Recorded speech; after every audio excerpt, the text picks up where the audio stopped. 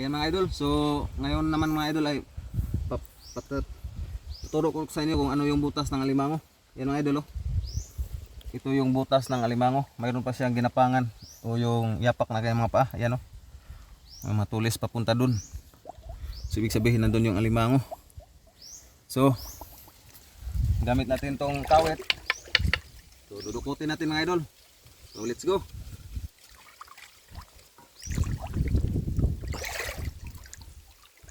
Tingnan natin kung may laman ba sa ilalim.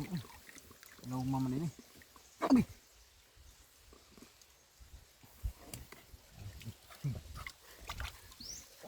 Tanda ko limang muna. Lalim. Ayan.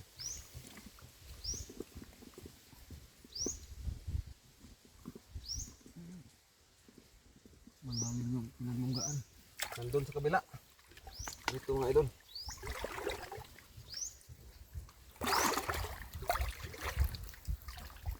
So mayroon siyang shortcut dito mga idol. Shortcut na butas. Yan o. In case pag mayroong alimangong malaki pumasok doon, dito siya lalabas. Mayroon siyang exit, get away. So sige.